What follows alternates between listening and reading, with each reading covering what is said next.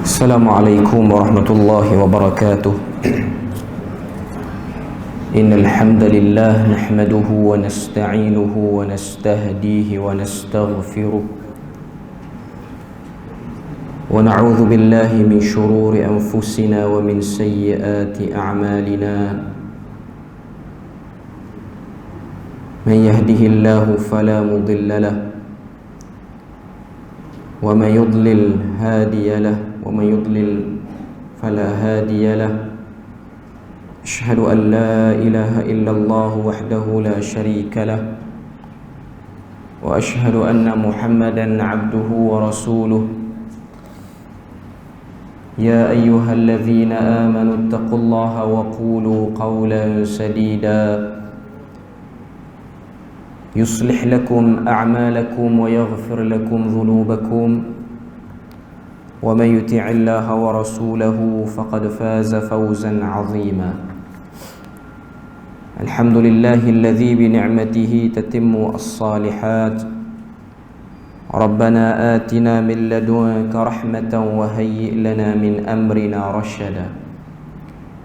اللهم آت نفسي تقواها وزكيها وأنت خير من زكاها أنت وليها ومولاها. Alhamdulillah, syukur pada Allah Azza wa Jalla kerana dengan rahmat dan juga limpah kurnia yang Allah berikan pada kita,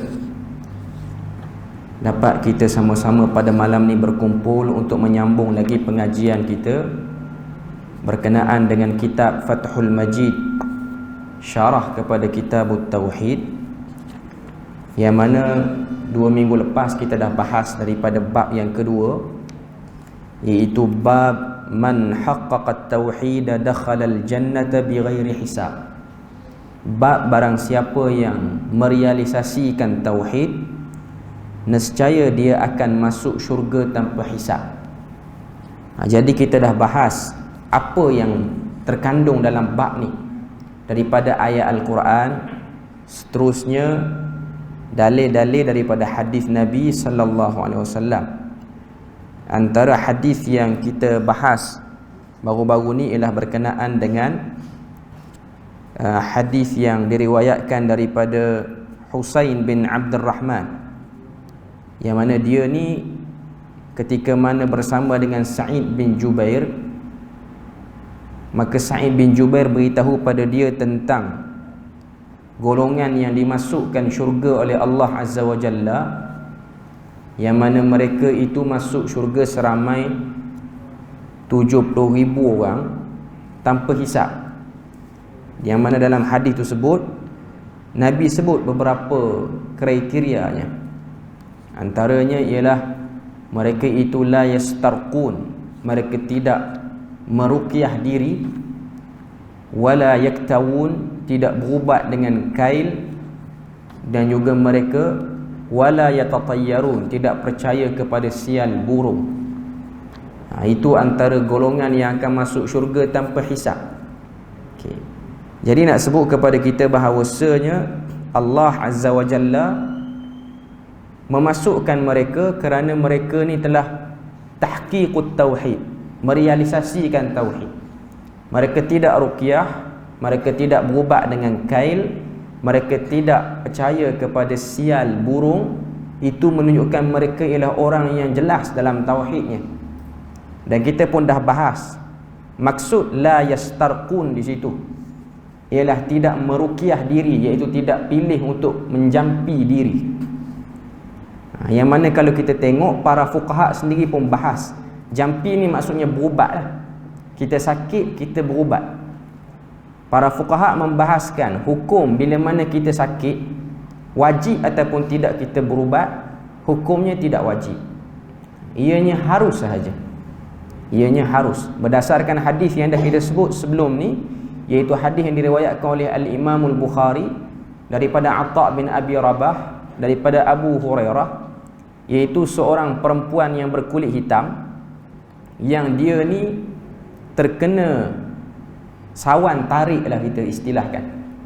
Dia kata tasarra'tu waqtashaftu, aku ni bila mana sampai satu keadaan aku akan terkena tarik sawan macam gila, dan waktu tu aku akan jadi tersingkap aurat. Okay. Maka minta jumpa Nabi tu, minta supaya Nabi doakan kesembuhan. Maka Nabi kata, la in sabarti, sekiranya kamu bersabar, Allah Ta'ala akan beri pada kamu syurga. Jadi dia pilih untuk bersabar, tidak berubat, tidak minta penyembuhan daripada Allah Azza wa Jalla. Berdasarkan hadis tu, para fuqaha kata kita tidak wajib berubat kalau sakit. Okay. Sebab kalau hukum dia wajib berubat kalau sakit, kalau kita tak berubat dia jadi berdosa. Sebab ada keadaan sakit-sakit tertentu kita tak berubat.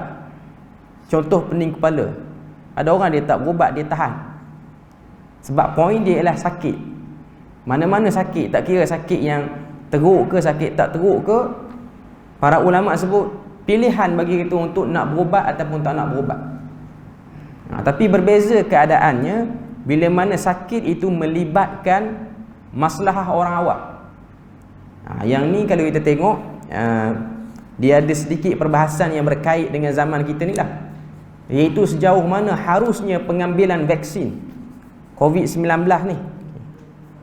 Saya sendiri pun terlibat dalam penyediaan kertas kerja untuk Jabatan Mufti berkenaan dengan keharusan.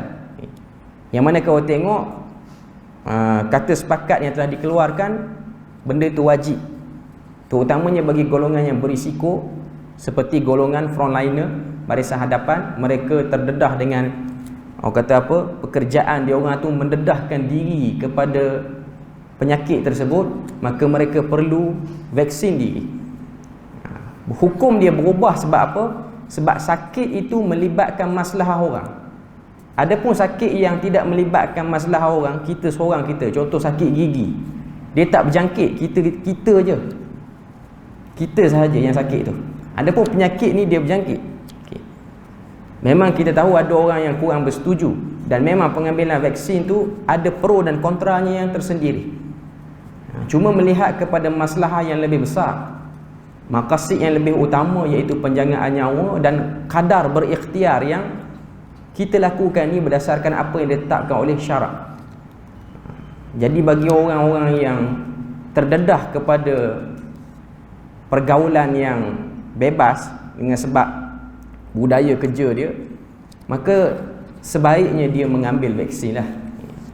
Walaupun ada negeri yang dah wajibkan, bahkan perlis wajibkan pada golongan-golongan yang berisiko tinggi. Okay. Tapi kita kena tengok kumpulan mana yang akan vaksin dulu. Jadi kita tunggu arahan ialah daripada pemerintah sejauh mana. Okay. Jadi ini bab yang kita sebut sebagai bab kefahaman sebenar dalam fiqh. Berubat itu bukan hukumnya wajib, tapi ada keadaan dia berubah dengan sebab keperluan. Okay. Seterusnya yang dah kita sebut sebelum ni, la yaktawun, iaitu golongan yang tidak berubat dengan kail. Tidak berubat dengan kail. Sebab apa Nabi dia larang? Para ulama berbeza pendapat. Ada yang mengatakan sebab Nabi larang berubat dengan kail besi panas ni kerana berubat dengan besi panas itu ia cepat sembuh, tapi ia menyakitkan orang dengan kesakitan yang luar biasa. Itu pandangan sebahagian. Yang kedua kata sebab apa tak boleh? Sebab memang Nabi kata tak boleh. Ataupun kita panggil benda tu amrun ta'abbudi.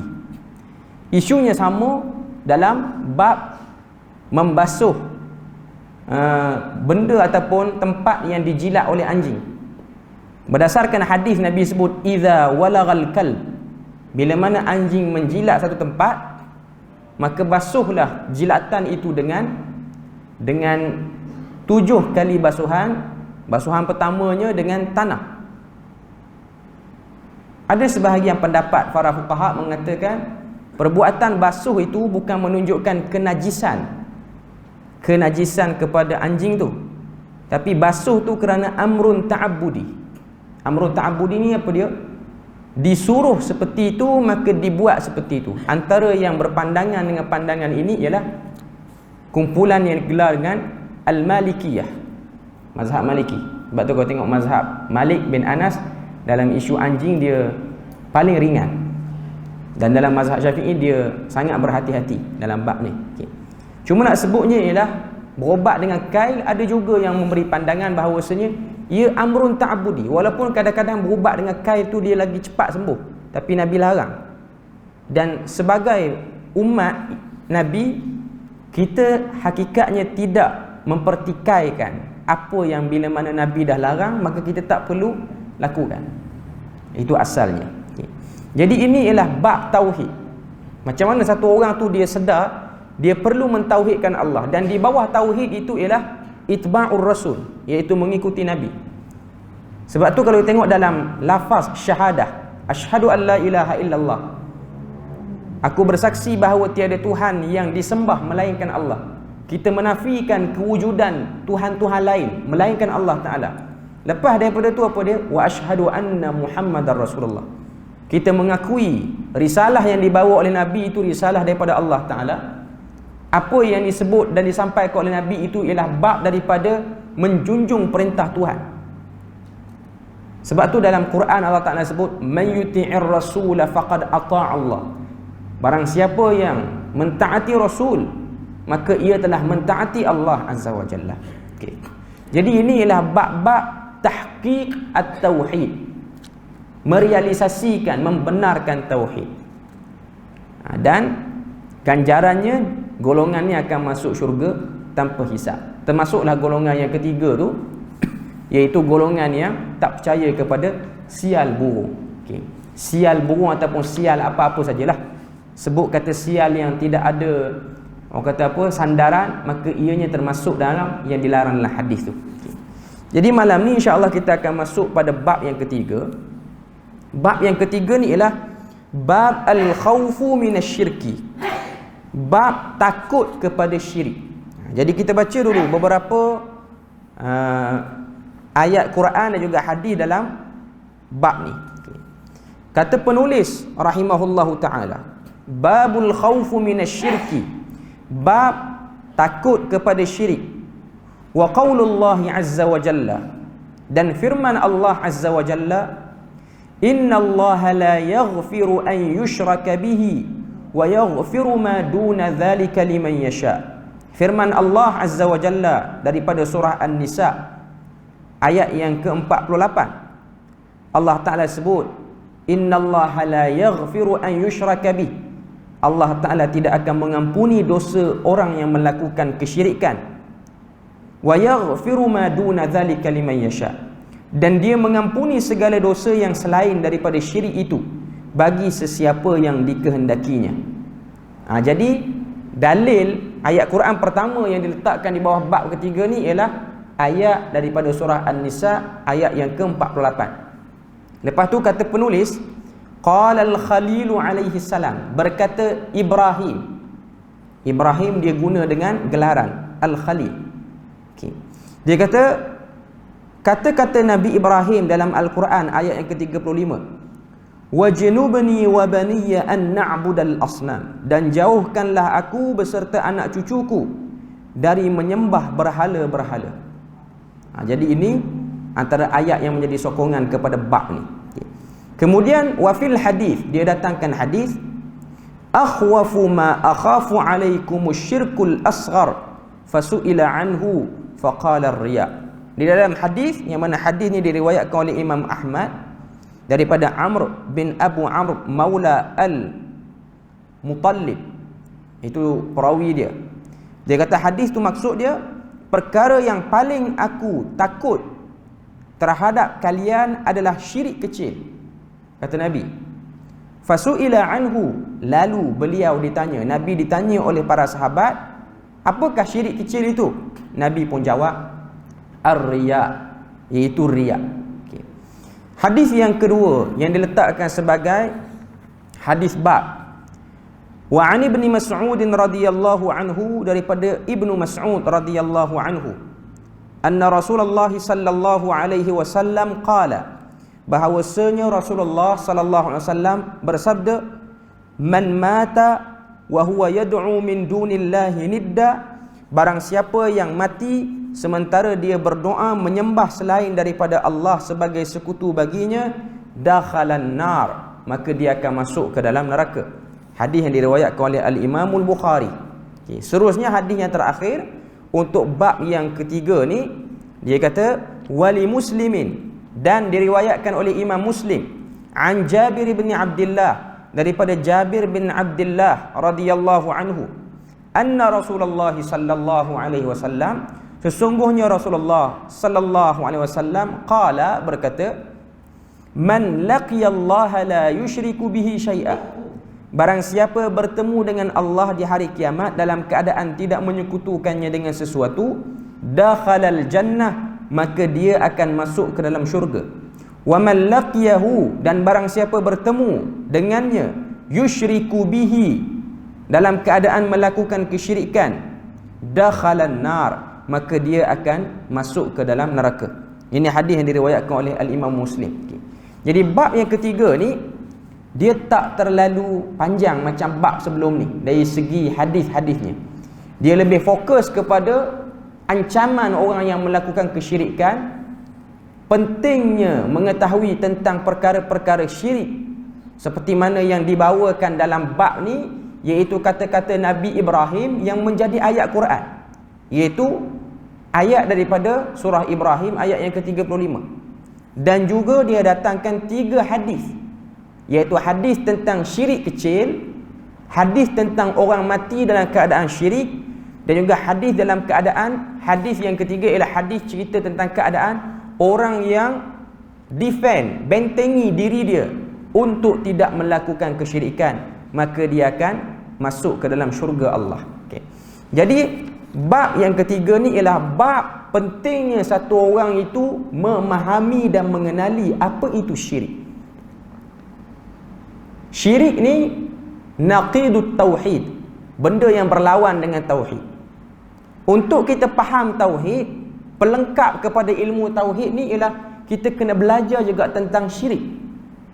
Sebab tu dalam syair Arab disebutkan wa bididdiha tatabayyanul asya'u, dengan mengenali lawannya akan lebih jelaslah kefahaman tentang satu benda tu.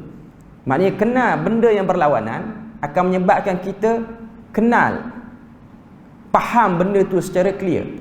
Macam mana kita nak kenal putih, kita kena kenal juga hitamnya, supaya kita tidak samar bila mana datang keadaan-keadaan yang meragukan.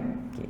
Jadi ini antara benda yang cuba dibawa oleh penulis rahimahullahu ta'ala tentang bab bahaya syirik. Tambah pula dalam Quran ni, bila mana Allah Ta'ala sebut tentang syirik, tidak datanglah ayat tersebut, melainkan Allah Ta'ala telah sebutkan balasannya ialah sangat teruk, iaitu Allah Ta'ala tak akan ampunkan orang tu, Allah Ta'ala akan kekalkan orang tu dalam neraka.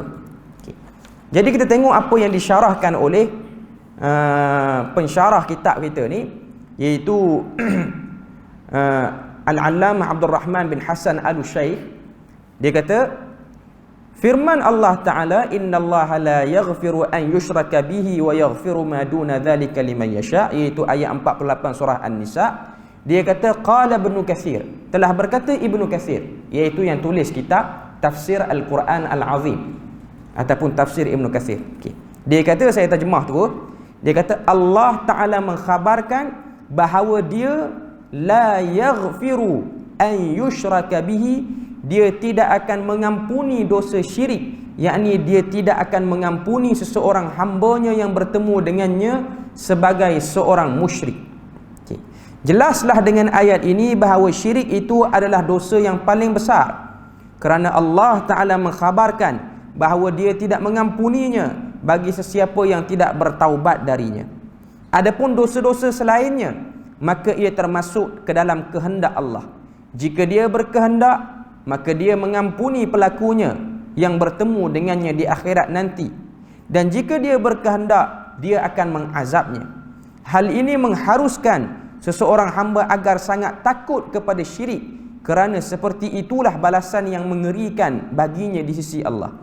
Kerana ia adalah perkara yang paling buruk, kezaliman yang paling zalim, penghinaan kepada Rabb alam semesta, memberikan hak murninya kepada selainnya dan membandingkan selainnya dengannya, sebagaimana firman Allah dalam ayat yang lain dalam surah Al-An'am ayat pertama, Allah Ta'ala sebut, thummal ladzina kafaru bi rabbihim ya'dilun. Namun orang-orang yang kafir mempersekutukan sesuatu dengan Rabb mereka. Maknanya keadaan orang kafir itu ialah golongan yang sangat-sangat teruk. Sebab tu kita baca surah Luqman. Antara pesanan Luqman Al-Hakim.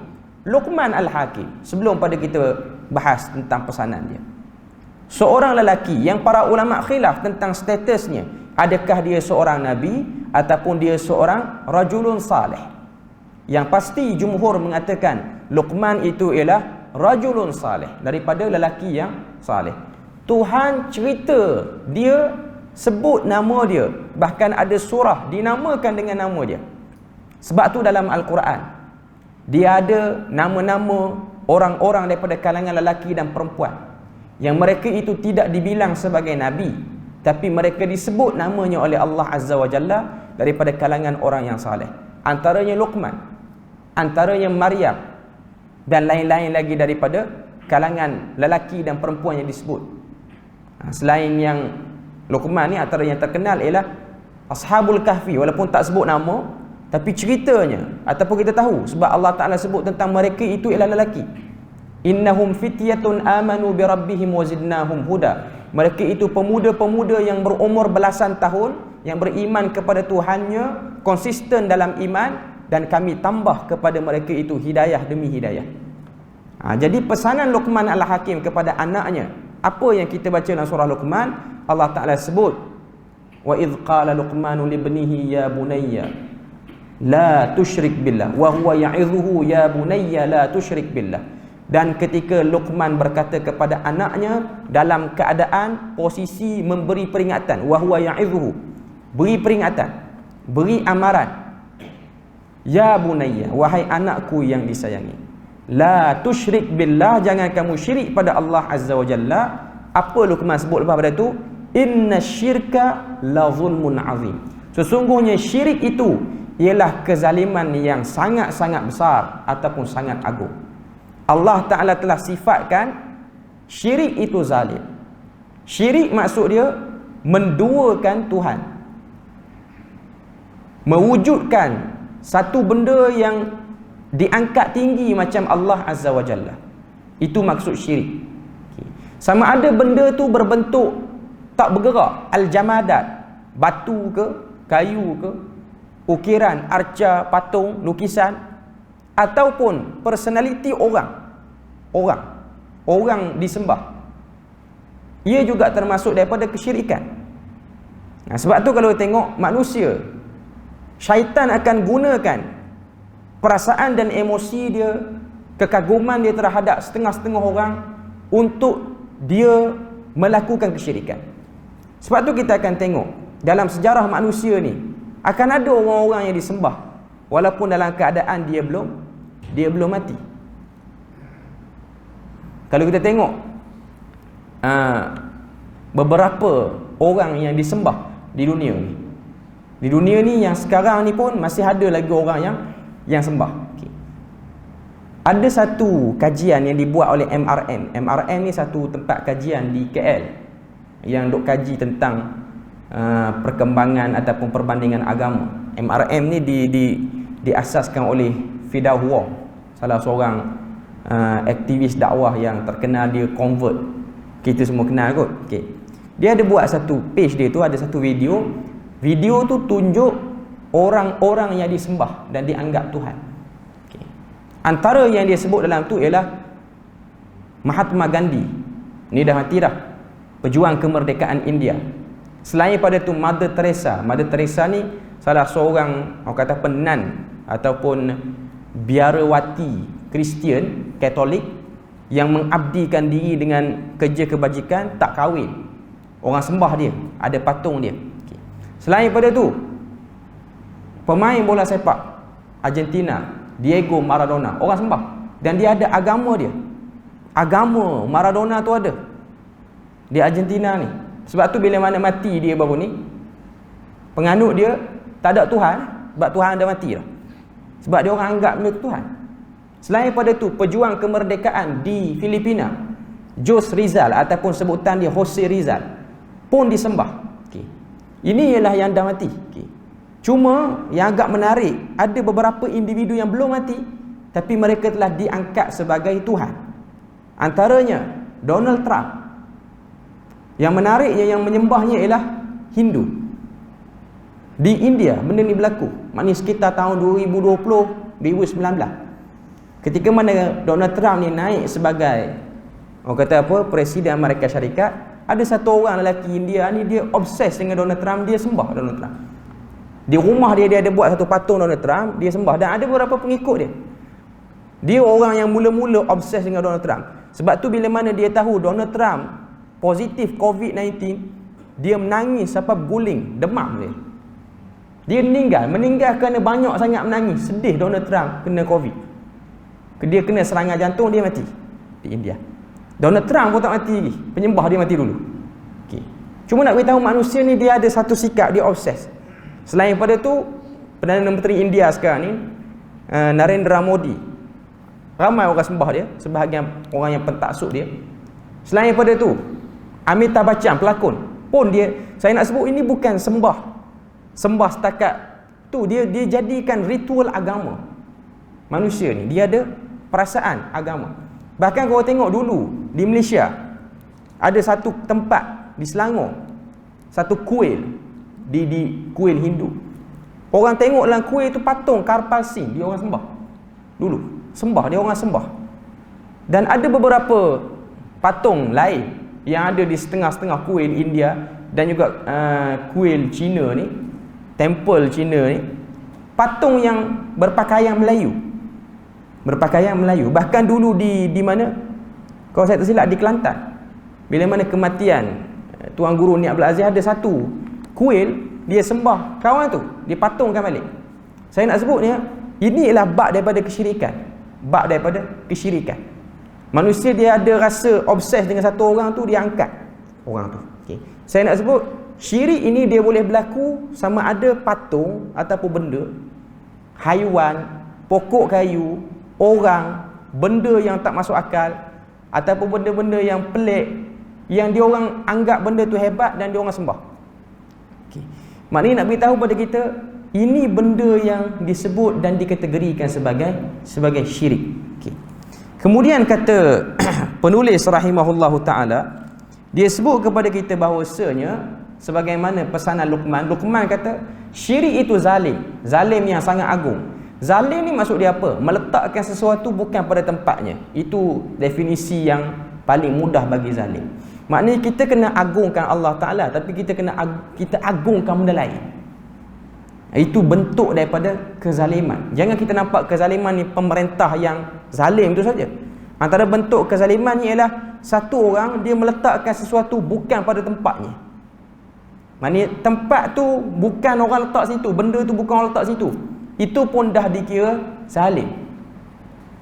Contoh, parking motosikal, letak kereta, zalim, tapi taklah sampai pada zalim syirik tu. Cuma nak beritahu essence, poin paling kecil, itu ialah zalim hakikatnya. Kita nak kena faham perkataan tu dulu. Okay. Jadi nak sebut kepada kita, Allah Ta'ala telah jadikan syirik itu sebaris dengan kezaliman. Manusia itu zalim. Jadi nak sebut kepada kita bahawasanya, berhati-hati wahai sekalian manusia, supaya kamu tidak menjerumuskan diri kamu ke dalam kezaliman. Okay.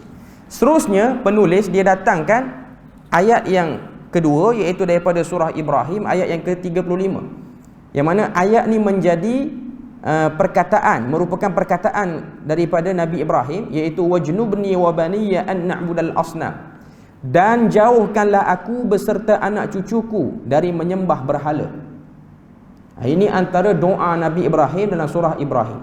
Tengok apa yang disebutkan oleh penulis kitab. Dia kata as-sanam, sanam tu al-asnam, mai pada perkataan as-sanam adalah sesuatu yang dipahat dan dibentuk, yakni patung ataupun arca. Dibentuk daripada apa? Dibentuk daripada apa-apa saja, batu ke, kayu ke, ataupun daripada benda-benda yang bukan daripada dua unsur tu. Sebab tu zaman Nabi, bila mana turun ayat Quran, Allah Ta'ala sebut tentang lalat. Allah Ta'ala sebut tentang lalat. lan yakhluqu dhubaban walau ijtama'u lah. Allah Taala kata dalam surah An-Nur, kalau saya tak silap, yang bahagian akhir sekali, wahai orang-orang kafir, Allah Taala kata, berhala yang kamu sembah itu tidak mampu untuk mencipta seekor lalat. Tak akan mampu. Walaupun semua berhala tu bersama untuk buat lalat.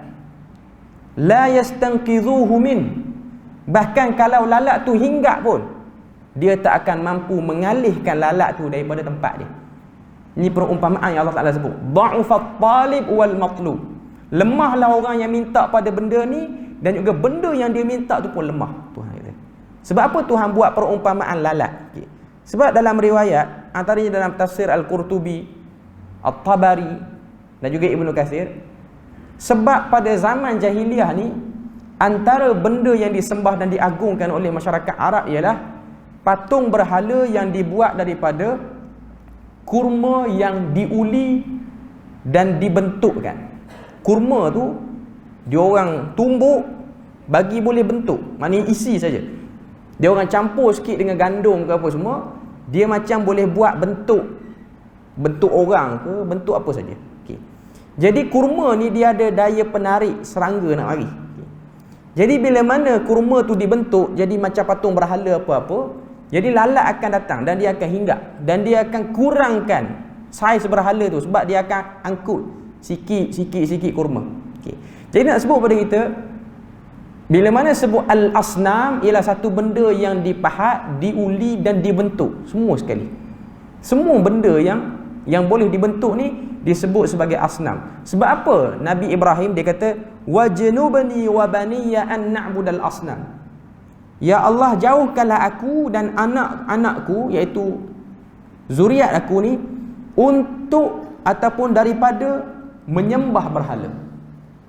Al-asnam ni ialah satu benda yang dibentuk. Sebab nak sebut sini ialah antara kebiasaan berhala ni ialah dalam bentuk patung ataupun arca. Kebanyakan berhala ni dia datang dalam bentuk tu, dan manusia dia mudah melakukan penyembahan, dia sembah patung berbanding pada benda-benda lain yang dia nak sembah. Dia akan wujudkan patung tu sendiri. Okay. Sedangkan kata pensyarah kitab kita ni, al-wathanu, dia ada satu lagi perkataan dalam bahasa Arab iaitu al-awthan, iaitu benda yang dibuat daripada selain daripada boleh dibentuk tu. Maknanya boleh jadi ia berbentuk tulisan ataupun orang perseorangan yang masih hidup ataupun binatang yang masih hidup. Ini yang disebutkan oleh At-Tabari daripada Mujahid. Saya berkata, terkadang perkataan sanam itu disebut dengan wathan, iaitu berhala, sebagaimana yang disebutkan dalam ayat ini, iaitu perkataan Nabi Ibrahim. Dan pada ayat yang lain, iaitu dalam surah Al-Ankabut, innama ta'buduna min dunillahi awthanan wa takhluquna ifka.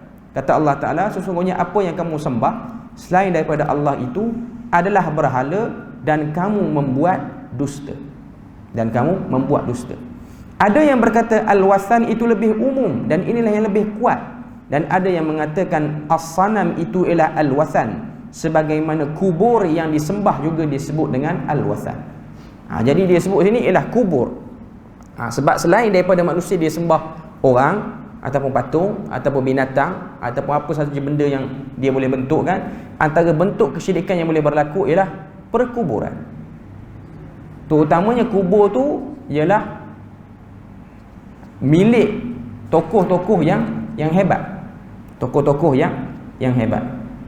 Sebab tu kau tengok, kubur ni ialah benda yang tak dapat dibendung.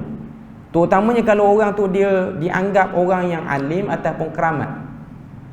Banyaklah contoh kalau kita nak buat. Pengalaman saya sendiri, saya pergi, sebelum saya pergi ke Jordan ni, saya pergi ke Yaman dulu. Pergi ke kawasan situ, nama dia Sa'dah ni kawasan dekat dengan Sana'a. Di situ dia ada beberapa monumen-monumen yang diagungkan oleh khususnya kumpulan Ismailiyah, Syiah Ismailiyah. Okay. Antara yang mereka agungkan situ ialah 3 kubur, iaitu kubur Malikatu Arwah, Ratu Arwah. Ratu Arwah ni ialah salah satu raja, ratulah permaisuri yang memerintah Yaman. Yaman ni ada 2 kali fasa negara dia diperintah oleh perempuan. Pertama zaman Nabi Sulaiman, iaitu Bilqis ataupun Balqis. Yang kedua ialah zaman Arwah. Dan Arwah ni dia sezaman dengan kerajaan Fatimiyah di Mesir, yang mana kerajaan tu ialah kerajaan Syiah. Jadi Arwah ni kubur dia dibesarkan dan digezetkan oleh kerajaan Yaman sebagai tempat bersejarah lah. Tapi golongan Ismailiyah anggap benda tu tempat yang perlu diziarahi. Dan Ismailiyah ni kita kena tahu, dia bukan hanya Arab. Syiah Ismailiyah ni paling ramai datang daripada kumpulan India ataupun orang-orang daripada benua India, daripada Pakistan ataupun negara India tu sendirilah. Sebab tu pengalaman saya tengok dia ada 3 kubur. Satu kubur Arwah, Malikatu Arwah. Yang kedua Imam Hadi. Yang ketiga ada satu orang lagi, saya tak ingat nama dia. Tapi ketiga-tiga kubur ni adalah tokoh yang dibesarkan oleh Ismailiyah. Okay. Bila mana saya pergi ke kubur Imam Hadi ni, kubur Imam Hadi ni dia duduk dalam kawasan masjid. Maknanya masjid, lepas tu ada satu kawasan kubur dia situ. Okay. Jadi ada golongan-golongan yang Ismailiyah ni yang dia orang datang ziarah, dia orang daripada India. Ada yang datang sebab masjid tu dia kena naik bukit sikit. Okay. Jadi dia orang datang ramai. Dia orang pakai pakaian putih. Putih bersih pakaian dia orang. Ada yang datang pakai kursi roda. Ada yang angkut naik sampai ke atas masjid. Okay. Dan dia orang akan berebut untuk solat. Kalau boleh nak sujud betul-betul ngam di kubur Imam Hadi tu. Dia orang solat sekali dengan orang Islam yang lain, dengan orang lain. Sebab kami waktu saya pergi ke Yaman pada waktu tu, di masjid tu ada seorang ulama hadis yang mengajar Sahih Bukhari dalam masjid tu. Jadi syekh ni bila mana dia baca hadis-hadis tentang bab kubur pun semua ni, dia kuatkan, tapi orang tak peduli pun. Kita pergi lalu azan tu.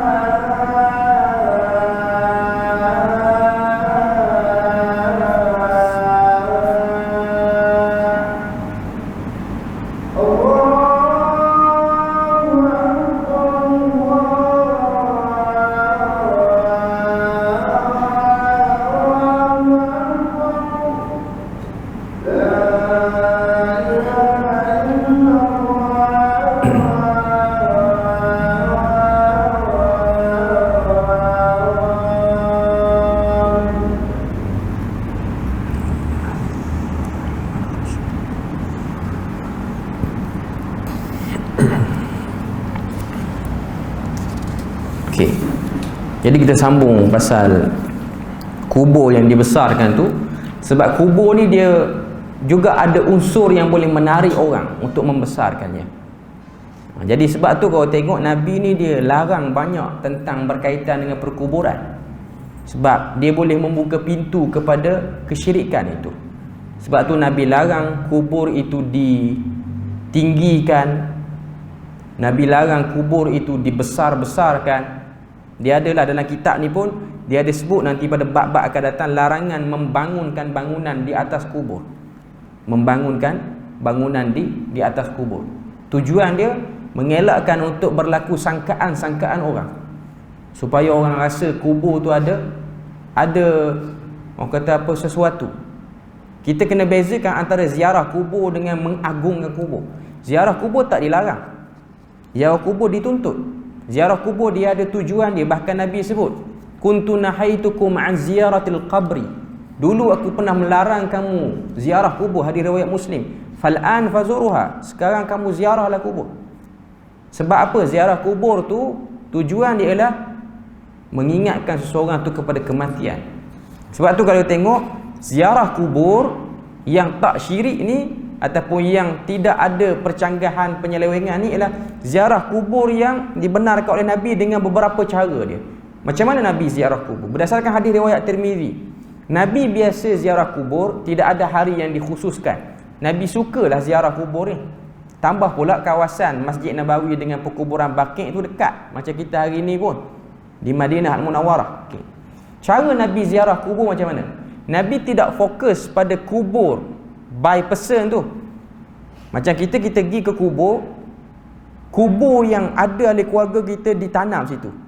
Itu style orang kita pergi kubur. Okay. Hakikatnya pergi ke kubur ni, mana-mana kubur yang tak ada ahli keluarga kita pun kita boleh pergi. Sebab poin pergi ke kubur ni ialah untuk menjadikan kita yang hati ni keras ataupun terpalit dengan fitnah dunia, bagi ingat sikit mati. Itu poin dia. Bukan kita nak pergi beri apa-apa pada si mati tu, tapi tujuan ialah untuk kita menyedarkan kita akan mengikuti mereka. Sebab tu bacaan-bacaan yang Nabi suruh kita baca, dia punya konsep ialah ingatkan kita. Sebab tu bacaan bila sampai ke kubur ni kita beri salam, ahlad diyar al-muslimin wa nahnu insyaallah bikum lahikun. Kami pun akan ikut kamu nanti. Okay. Tujuan ialah untuk mengingati kita pun akan ke arah itu. Sebab tu Nabi kalau pergi ke kubur, bilakah waktu Nabi pergi? Tidak ada tarikh khusus. Cuma kebiasaan waktu Nabi pergi ni ialah Nabi suka pergi pada waktu malam, pertengahan malam. Banyak riwayat sebut lagu tu. Bukan salah pergi waktu lain, tapi malam ni kita nak pergi ataupun tidak, itu persoalan dia. Okay. Dia nak ngam lagi tengah malam. Sebab kegelapan malam itu mengingatkan kita pada kegelapan di alam kubur. Tu baru dia jadi konsep pergi kubur yang betul tu, ziarah kubur tu. Okay. Tapi sebab kita ni dia banyak, orang Melayu ni dia banyak mistik, banyak cerita hantu, dia tak berani nak pergi sangat. Itu yang jadi masalah. Okay. Dia jadi takut ke lain pula. Patutnya dia ingat mati, dia takut ke hantu pula. Okay. Tapi poin dia lah macam tu lah. Poin dia lah seperti tu. Kita pergi. Sebab tu kalau orang yang pergi buat umrah, waktu lepas salat asar dengan lepas subuh ni ialah waktu dibukanya perkuburan Baqi'. Kita ada peluang kita pergi ziarah kubur tu. Dan kita tengok perkuburan Baqi' ni yang Nabi sebut tentang kelebihan kuburan Baqi'. Dan kita tengok di situ tidak ada pun ahli keluarga kita yang meninggal, tapi kita pergi ziarah juga. Okay. Cara Nabi ziarah, Nabi berdiri dan Nabi tengok semua batu nisan yang ada. Dia bukan macam kita pergi dekat kubur ayah kita. Benda tu boleh, cuma nak sebutnya pemandangan kubur tu. Sebab tu kalau kita pergi kubur pada hari-hari yang orang biasa pergi, contoh orang pergi hari raya, saya bukan nak bahas hukum pergi hari raya tu, cuma dia punya perasaan waktu pergi tu kurang sikit. Sebab kita pergi tengok orang ramai, kebiasaan orang lah. Setengah-setengah, banyak tempat di Malaysia macam tu lah. Hari raya ni ramai orang pergi kubur. Orang pergi pula pakai baju raya. Dia tak mengingatkan kematian sangat. Dia duduk tengok orang. Lepas ni kita boleh pergi rumah dia. Dia tak ingat kepada kematian tu. Okay. Dia kurang sikit ke arah tu. Okay. Sebab poin ziarah kubur ni ialah mengingati diri itu akan mati juga. Mengingati diri itu akan mati. Okay. Jadi ziarah yang macam ni tidak ada masalah. Bila-bila masa kita